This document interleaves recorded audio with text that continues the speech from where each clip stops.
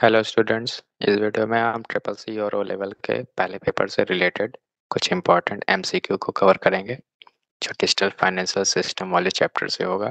ठीक है, ये इस वीडियो का पहला सेट है, तो इसमें हम सिर्फ पहले क्वेश्चन से लेकर 30 क्वेश्चन तक के एमसीक्यू को सिर्फ कवर करेंगे। ठीक है, चलिए स्टार्ट करते हैं इसको।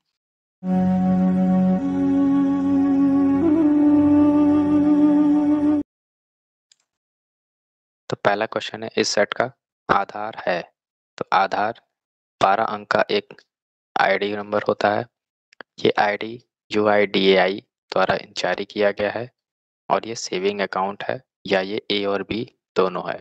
तो आधार 12 डिजिट का भी होता है और ये एक आईडी है जो UIDAI द्वारा जारी किया गया है। तो इसका सही जवाब है बोथ ए एंड बी। ठीक है, क्वेश्चन नंबर दूसरा है, what is the full form of pan. तो पैन का फुल फॉर्म क्या है। पैन का फुल फॉर्म होता है परमानेंट अकाउंट नंबर। तो ये सी वाला ऑप्शन आपका सही है। इसमें ये चीज याद रखिएगा, जो पैन होता है वो 10 अंकों का होता है और ये इनकम टैक्स डिपार्टमेंट द्वारा जारी किया जाता है। तीसरा क्वेश्चन है, IRCTC है। तो IRCTC एक इंडियन रेलवे सर्विस प्रोवाइडर है। तो ये इंडिया में यानी भारत में रेलवे सर्विस प्रदान करता है। क्वेश्चन नंबर 4, डिजिटल पेमेंट में बड़े लेन देन को ट्रांसफर करने के लिए या भेजने के लिए कौन सा उपयोग किया जाता है। तो बड़े लेन देन के लिए आप इस्तेमाल करते हैं RTGS। RTGS का पूरा नाम होता है real time gross settlement.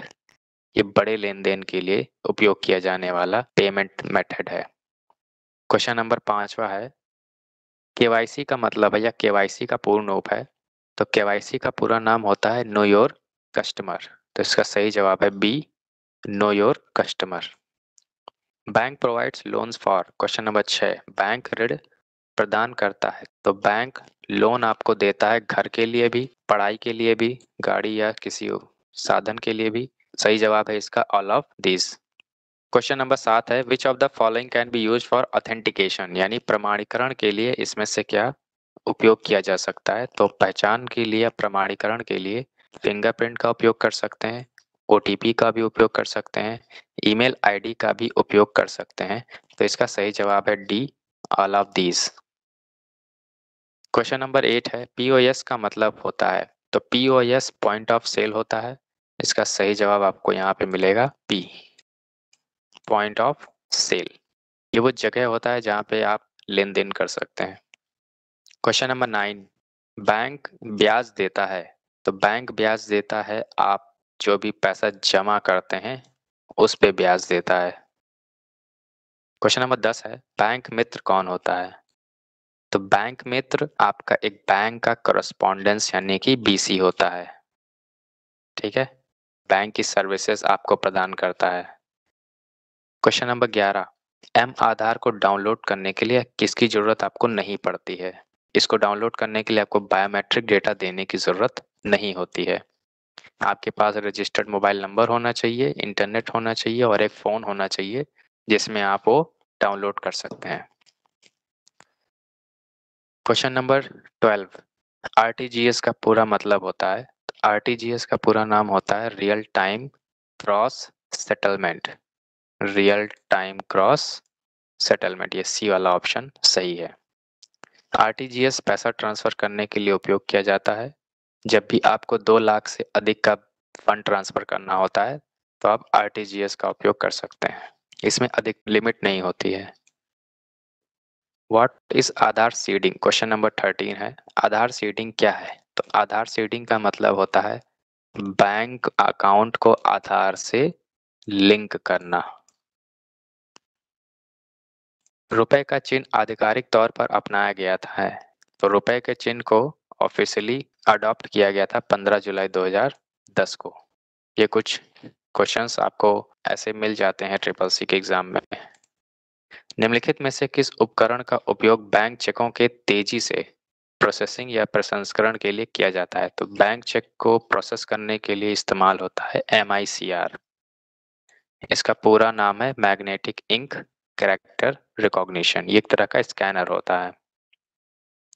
Question 16 है, व्हाट इज रुपए डेबिट कार्ड?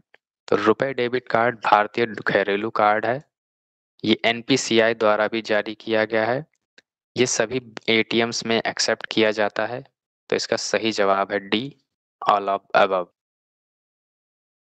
बैंक संवाददाता यानी बीसी कौन है? तो ये बैंक संवाददाता यानी बैंक करस्पॉन्डेंट एक एजेंट होता है जो बैंक की सर्विसेज प्रदान करता है। क्वेश्चन 18 है, एटीएम कम डेबिट कार्ड क्या है?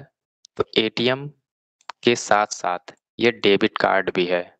तो इसका मतलब ये ऑनलाइन ट्रांजैक्शंस के लिए भी यूज किया जा सकता है, एटीएम में भी इस्तेमाल किया जा सकता है पैसे निकालने के लिए, और ये 16 अंकों का भी होता है। तो इसका सही जवाब है डी, ऑल ऑफ 30। क्वेश्चन 19 है, पिन का मतलब है? तो पिन का फुल फॉर्म होता है पर्सनल आइडेंटिफिकेशन नंबर। एक व्यक्तिगत पहचान का एक अंक होता है या नंबर होता है। निम्नलिखित में से कौन सा ई कॉमर्स साइट है? क्वेश्चन नंबर 20 है, ई कॉमर्स साइट इसमें से कौन सा है? तो ई कॉमर्स साइट ऐसा साइट होता है जहां आप लेन देन कर सकते हैं ऑनलाइन, आप सामान खरीदते हैं या बेचते हैं, तो वो साइट है अमेजॉन। क्वेश्चन 21, एईपीएस में डबल आई एन क्या है? तो एईपीएस आधार इनेबल्ड पेमेंट सिस्टम होता है जिसमें आधार का उपयोग करके पेमेंट किया जाता है, और इस पेमेंट सिस्टम में आईआईएन का मतलब होता है इश्यूअर आइडेंटिफिकेशन नंबर। तो आईआईएन का ये फुल फॉर्म है। साथ साथ ये 6 अंकों का भी होता है जो एनपीसीआई द्वारा जारी किया गया है, और ये बैंक को पहचानने के लिए इस्तेमाल होता है, यानी कौन से बैंक से आप ट्रांजैक्शन कर रहे हैं ये उसकी पहचान के लिए भी होता है। तो इसका सही जवाब है डी, ऑल ऑफ 30। क्वेश्चन 22 है, यूपीआई पिन कितने अंकों का होता है? तो यूपीआई पिन 4 और 6 दोनों में से किसी भी अंक का हो सकता है, 4 अंक का भी हो सकता है, 6 अंक का भी हो सकता है। क्वेश्चन 23 है, उमंग ऐप लॉन्च किया गया था किस मंत्रालय द्वारा? तो उमंग ऐप लॉन्च किया गया था इलेक्ट्रॉनिक्स एंड आईटी। नेफ्ट शुरू हुआ था किस वर्ष में? तो क्वेश्चन नंबर 24 में नेफ्ट की स्टार्टिंग ईयर पूछा जा रहा है, तो इसका सही जवाब है सी, 2005। यूटीआर का मतलब है? यूटीआर का फुल फॉर्म होता है यूनिक ट्रांजैक्शन रेफरेंस। तो इसका सही ऑप्शन है बी, यूनिक ट्रांजैक्शन रेफरेंस। ये यूटीआर नंबर एक तरह का आईडी नंबर होता है जो ट्रांजैक्शन यानी लेन देन की पहचान के लिए होता है। एबीआरएस का पूर्ण रूप है? तो एबीआरएस का पूरा नाम होता है आधार बेस्ड रेमिटेंस सर्विस, यानी आधार से जो आप लेन देन करते हैं उसको एबीआरएस भी कहते हैं। क्वेश्चन 27 है, एटीएम का अर्थ है? तो एटीएम का फुल फॉर्म होता है ऑटोमेटेड टेलर मशीन। क्वेश्चन 28 है, जीएसएम का मतलब है? जीएसएम का मतलब होता है global system for mobile communication. तो ये आपका सही जवाब है। निम्नलिखित में से कौन सा संगठन पेटीएम से संबंधित है? तो पेटीएम कंपनी का नाम है 197 कम्युनिकेशंस।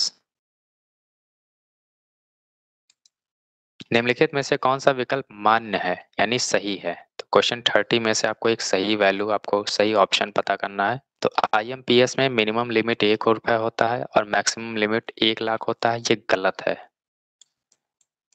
आईएमपीएस में मैक्सिमम लिमिट 2 लाख होता है, तो ये वाला गलत है।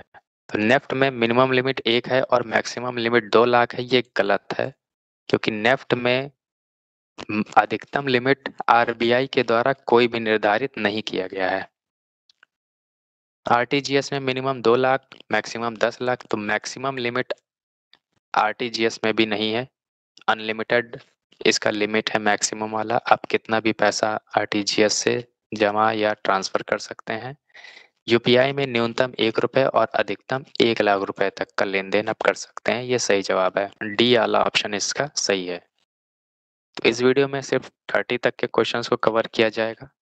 आने वाले वीडियोस में हम इसके आगे के क्वेश्चन को कवर करेंगे। धन्यवाद।